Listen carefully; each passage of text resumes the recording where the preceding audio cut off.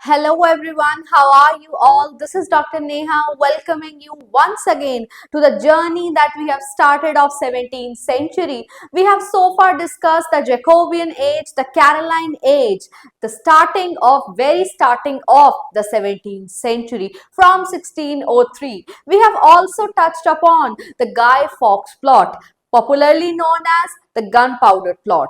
We have seen in step-by-step way how the discord between the king and the court, king and the English people strengthened by the taxes that were imposed, the marriage, the Catholic marriage that took place between King Charles I and his French wife, and how the parliament was dissolved. So far we have discussed in my previous videos. जो आज इस video को देख रहे हैं, मैं उन्हें request करना चाहूंगी कि आप एक बार प्ले बैक कर कर देखिए, जैकोबियंस को देखिए, कैरोलाइंस को देखिए, तब आइए हमारे आज के पार्ट 3 में, जो कि है interregnum, puritan and age of Milton, जो कि 3 नेम्स एक सिंगल एज को हम देते हैं, because I have already said this thing in my previous videos as well that 17th century is one of the most dynamic centuries.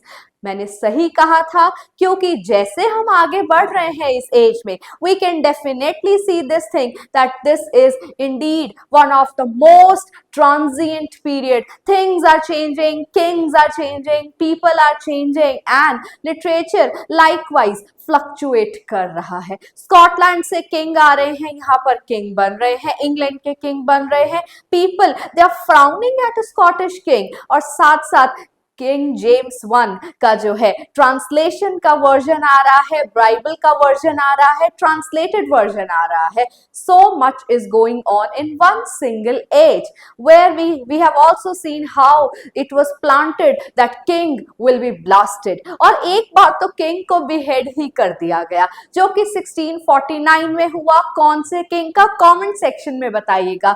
In 1649, name the king who was beheaded. He was indeed the first king to be beheaded.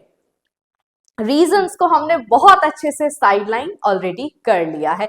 Now let us get into the part 3 of 17th century starting from 1640. 1640 में we have seen that King Charles I has already fled to France, giving way to the English Civil War of 1642. English Civil War, there is no king, and the Civil War is going on. The theaters are now closed. Drama as a genre बहुत ही ज़्यादा popular था. People invested time in visiting the theater. People invested time in writing the theater as well. बहुत ही prominent form of literature रहा है from the time of Queen Elizabeth to the time of King Charles I. यहाँ पर theaters close कर दिए गए हैं, English Civil War चल रहा है. अब जब King Charles I busy थे अपने रूल को improvise करने में, exaggerate करने में और impose करने में, तब हमारे एक नए हीरो खड़े हो रहे थे, जिनका नाम है Oliver Cromwell. Very important figure in terms of the English history. Oliver Cromwell, also known as Lord Protector.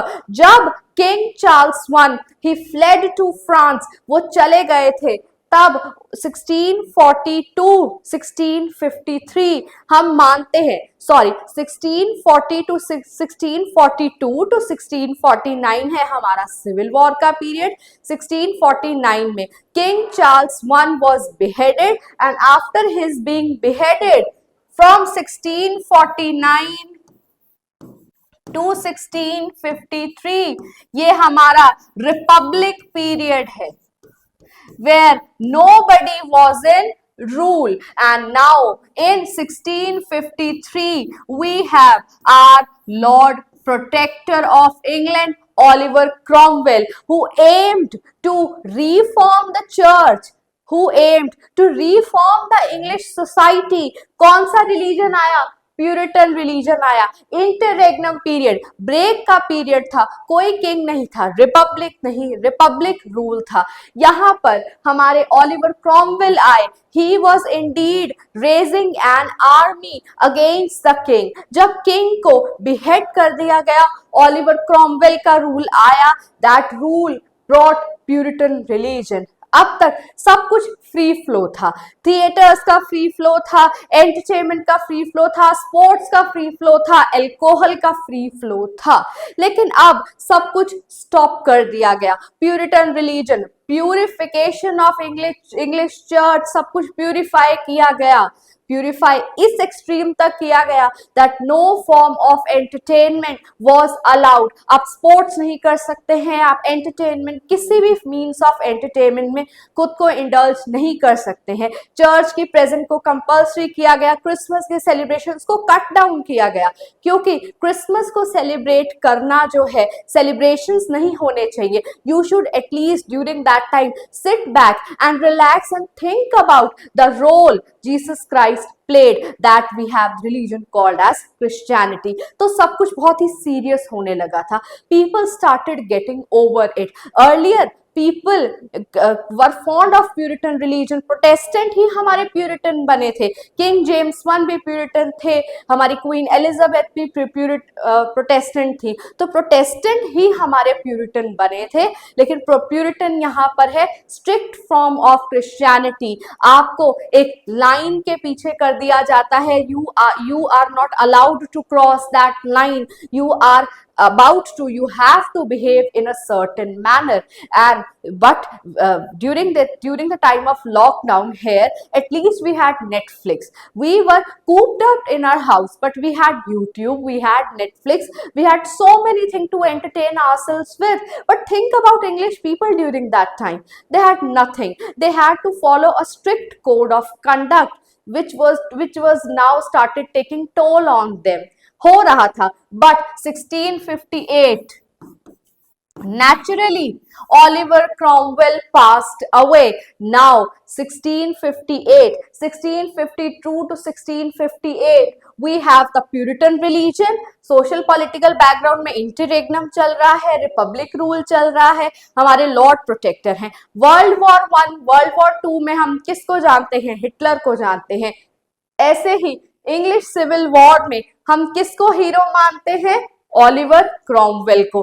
But Puritan as ने हमें जेम दिया है, वो जेम कौन है? John Milton. And the good news is John Milton के complete works की video मेरे चैनल पर ऑलरेडी पार्ट 1 एंड पार्ट 2 के थ्रू अपलोडेड है। तो 17th सेंचुरी का अच्छा खासा data you can find on my YouTube channel. जरूर विजिट कीजिए, सब्सक्राइब कीजिए, लाइक कीजिए, स्प्रेड द वर्ड, क्योंकि हम डिटेल में ब्रांच कर एक सेंचुरी को पढ़ रहे हैं, बाकी सेंचुरीज को भी पढ़ेंगे। और I welcome you people to raise a query, to request a particular video जो आप देखना चाहें, पढ़ना चाहें, मैं जरूर उसे पढ़ाऊंगी। So Puritan age gave us our hero and that hero is John Milton. John Milton एक रिप्रेजेंटेटिव राइटर है, एक फेमस राइटर है, जिन्हें आज तक पढ़ा जा रहा है, पूछा जा रहा है। अब ये ईयर्स मैंने क्यों मेंशन किए हैं? इसलिए मेंशन किए हैं क्योंकि chronology is the new trend of NTA UGC net exam, जिसे हम फॉलो कर ही पढ़ रहे हैं, क्योंकि हमारा टारगेट है जल्दी से अपनी फर्स्ट अटेम्प्ट में ही, मोस्ट प्रोबेबली फर्स्ट अटेम्प्ट में ही, या फिर पूरी इन डेप्थ नॉलेज के साथ हमें हमारे टारगेट को अचीव करना है, जो कि एचपीएससी का हो सकता है, यूपीएससी का हो सकता है, आरपीएससी का हो सकता है, और गेट का हो सकता है, या फिर कॉमन एंट्रेंस टेस्ट का हो सकता है। तो कोई भी टारगेट हो, उसको हम एक इंग्लिश के इस मेथोडोलॉजिकल वे से इंग्लिश लिटरेचर को हम अप्रोच करेंगे, तो that will naturally help us. So Oliver Cromwell, the person, the hero, passed away in the year 1658, the Lord Protector of English country. After 1658, we have 1660, no no no, इसी part में मैं 1660 को take up नहीं करूंगी. That part will be uploaded next in the queue of 1660, जिसको हम restoration कहते हैं. अगर मेरे स्टूडेंट्स ऑलरेडी जानते हैं कि रेस्टोरेशन किसका हुआ होगा, किसका हुआ था, रेस्टोरेशन क्या था, कमेंट सेक्शंस आपके लिए वेलकम्ड है. आप उस पर कमेंट कीजिए. I will look back, I will look at it and definitely mention your name in my upcoming video. With that I come to the end of the social political background of the interregnum period, Puritan period, and the social political background of the middle of the 17th century up till year 1640 to 1658. Literary period कैसा था? During this time, the main propounding figure of interregnum period is John Milton, जिनकी video आप देख सकते हैं. John Milton एक Puritan writer है, एक डेडिकेटेड राइटर है, जिन्होंने अपनी राइटिंग में प्यूरिटन आइडियल्स को बहुत स्पेस दिया है. उनका work paradise lost, paradise regain completely abide करता है प्यूरिटन आइडियल्स से. वो खुद भी एक प्यूरिटन थे. He dedicated his complete life to learning, to enlightening himself और enlivening his life. उन्होंने अपनी लाइफ को एंटरटेनमेंट की तरफ ना ले जाकर सीरियसनेस की तरफ लेकर के गए. तो जॉन मिल्टन एक बहुत इंपॉर्टेंट फिगर है हमारे एग्जाम के पॉइंट ऑफ व्यू से, हमारे एज के पॉइंट ऑफ व्यू से भी, जिन्हें हमें डिटेल में पढ़ना बहुत ज्यादा जरूरी है. Each and everything that was going on from 1640 to 1660 सब आप जॉन मिल्टन के वर्क्स में देख सकते हैं, एक रिप्रेजेंटेशन देख सकते हैं. वीडियोस ऑलरेडी अपलोडेड हैं. Do like them, do share them and do keep a pen and paper when you study John Milton. One by one मैंने उनके वर्क्स को टेकअप किया है. With that, I come to the end of the interregnum period. So interregnum period basically is the period when England had no king but one lord protector. एक Republic protector थे, एक Lord protector, यहाँ पर king नहीं है, जो कि थे ओलिवर क्रॉमवेल. ओलिवर क्रॉमवेल का इंग्लैंड पर आना, इंग्लैंड पर रूल करना रिजल्ट था जैकोबियन और कैरोलाइन एज के सोशल पॉलिटिकल बैकग्राउंड का, हैपनिंग्स का. With that, thank you. Have a nice day.